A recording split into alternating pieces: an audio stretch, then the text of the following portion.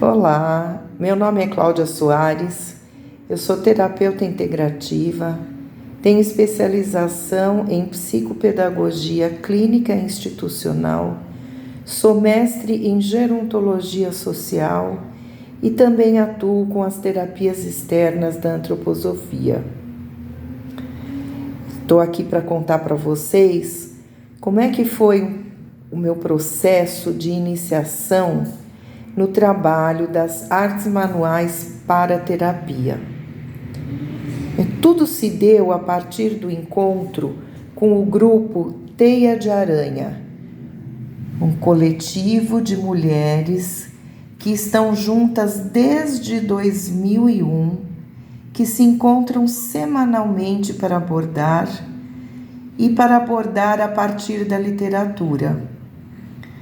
São mulheres que eu espero que vocês tenham visto o vídeo anterior do coletivo Teia de Aranha para entender a potência de cada uma delas e a potência do coletivo. Foi esse grupo de mulheres que me ensinou a bordar e que me fez entender que é possível sim pensarmos num cuidado de si e num cuidado do outro que foge ao que está posto na nossa sociedade capitalista. Então eu quero contar para vocês um pouquinho deste percurso. Quando eu entrei no grupo, quando estava no mestrado, que eu decidi que seria a partir do estudo do grupo, de estar mergulhada neste grupo que eu iria pensar as novas possibilidades de cuidado. Eu entrei e eu não sabia nada de bordado. E essas mulheres foram me ensinando que para bordar a gente precisa de um projeto, a gente precisa pensar sobre esse tema, a gente precisa, a partir do projeto, elaborar o desenho, passar esse desenho para um papel e do papel passar para o tecido. E aí, ir pensando quais serão os pontos que a gente vai usar para bordar esse risco que foi feito no pano. Eu não tinha um projeto de bordado, eu estava inserida no grupo para fazer a minha pesquisa. Então eu pensei, como é que eu vou poder participar dos encontros de bordado se eu não estiver bordando? Foram muitas as inquietações que me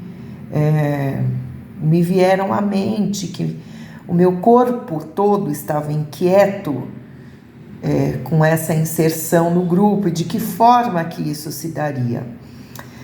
Então, pensei, conversei com a minha orientadora e decidi que o meu memorial do mestrado seria todo bordado. O meu memorial é esse pano que vocês estão vendo agora. Então, já tinha um projeto, bordar o meu memorial. Precisava passar isso para um papel e depois passar para um tecido. Foi uma das bordadeiras que me orientou em relação a que pano comprar, o tamanho desse bordado. Nós conversamos qual seria o tamanho do pano e aí foi decidido que seria esse algodão. Ele é tipo um terbrim bem molinho, na cor cru. E, na verdade, este memorial, ele seria também a minha cartilha dos pontos, né? Eu iria aprender os pontos, bordando neste tecido, e aqui seria a minha cartilha de pontos. Então, eu chegava no grupo, no encontro semanal que o grupo realiza, e ia conversando com elas, pesquisando em livros, em outros bordados, quais eram os pontos que eu queria utilizar naquela noite. E assim, por 1 ano, eu mergulhei na produção deste bordado, onde eu fui colocando toda a minha trajetória, desde a psicopedagogia, que eu vou mostrar aqui para vocês. Tudo começa quando eu entro na psicopedagogia e depois, no final do 2º ano, entro no IANSP para trabalhar com a psicopedagogia clínica. Eu também já havia feito 6 meses de estágio na clínica. E aqui eu fui colocando os meus questionamentos. Então, a palavra cuidado, né, que era a coluna vertebral da minha pesquisa. Como era estar no limiar entre saúde e doença? Como era habitar esse campo entre? Que cuidado é necessário para uma pessoa que está, ou no momento ela se encontra acometida por uma doença, ou simplesmente que cuidado que o idoso necessita?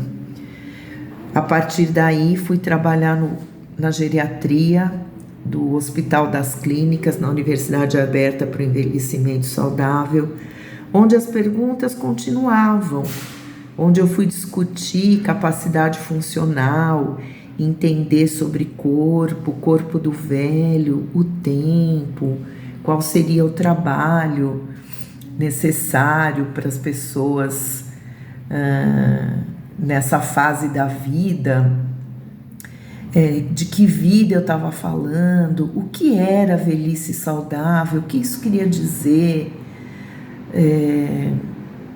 outras questões aqui, como é que a gente pode tratar a questão dos idosos, a doação do conhecimento e do tempo deles.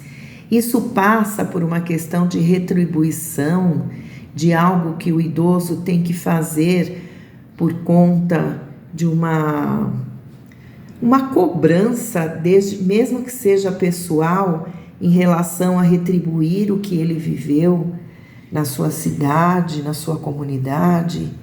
E aqui fui colocando outros encontros, quando eu conheci o Instituto Candeias, onde eu fui trabalhar a ética dos bons encontros, essa mistura dos corpos, composições, o que é isso, exercer a potência do nosso corpo, a potência de pensar e agir. Aí, continuando lá no Teia de Aranha, quais os ritmos e temporalidades que esse grupo ia me mostrando que são possíveis, como potencializar a amizade mediada pela arte, literatura e pelo bordado. Quando você traz os autores, né, como o grupo borda a partir da literatura, o que é encontrar com Guimarães Rosa, Mia Couto, Euclides da Cunha? Quais são os devires possíveis a partir desses encontros? Como pensar a questão da territorialização? Como instaurar modos de existências que não existem?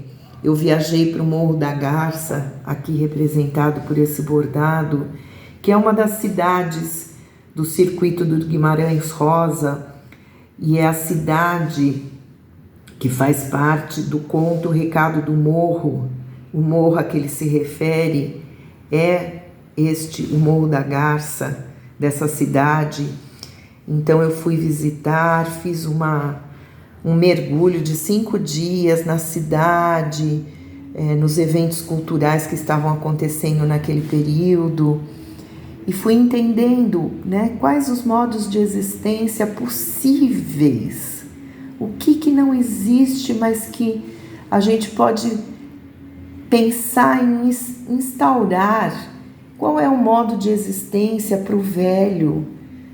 Dá para fugir do que é posto hoje para nós em relação à velhice?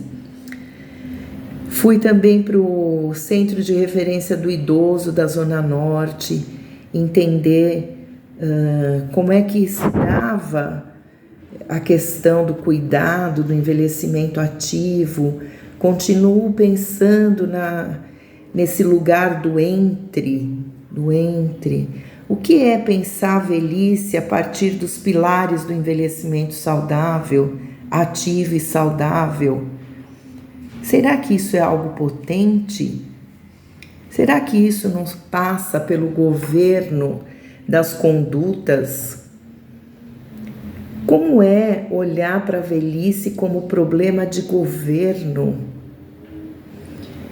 Também tive a oportunidade de ir para Granada, onde pude, na Universidade de Granada, entrar em contato com a filosofia da diferença, Deleuze, Guattari, Nietzsche, Foucault, e aí começar, a partir desses autores, pensar no corpo, na vida, no cuidado e como trazer a arte como mediadora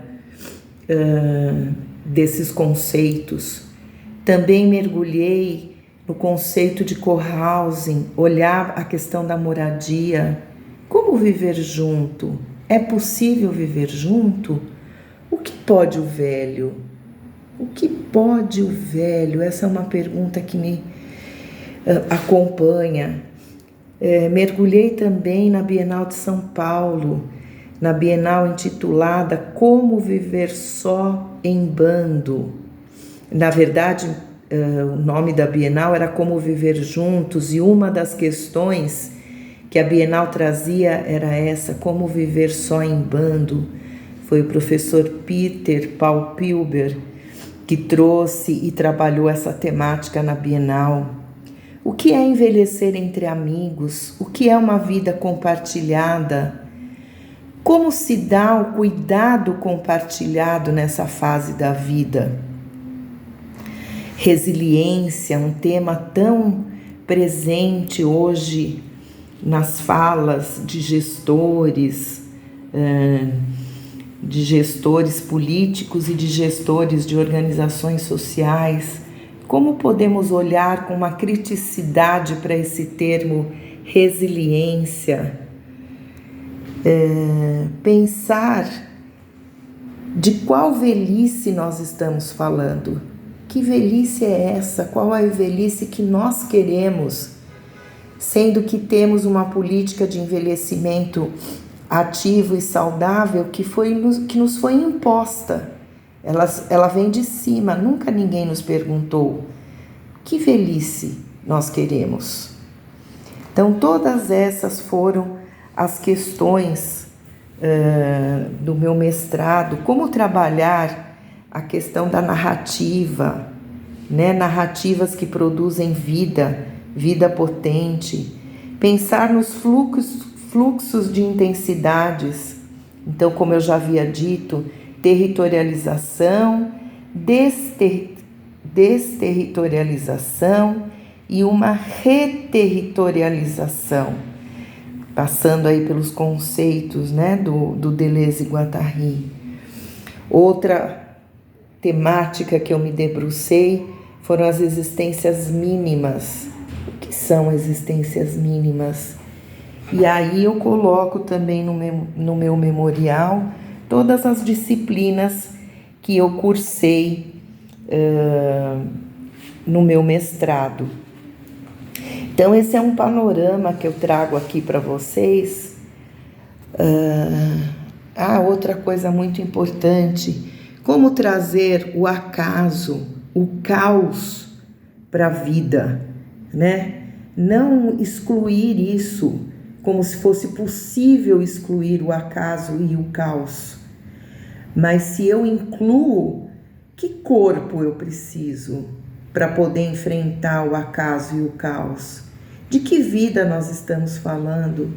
Que cuidado é esse? Né? Acabar com as certezas e trabalhar com a incerteza viva, tema da 32ª Bienal de São Paulo. Então, na verdade, eu trabalhei com 2 bienais, né? A 32ª, que foi Incerteza Viva, e a 33ª, que trouxe a questão do viver junto. Aqui eu trago a questão, né? O que é fora? O que está fora da vida, dentro? O eu, o meio. Gente, do que nós estamos falando? Então, a necessidade de descondicionarmos o olhar, né? Para todas essas questões, procurar os diferentes olhares, né? Para tudo isso que está posto aí na nossa sociedade.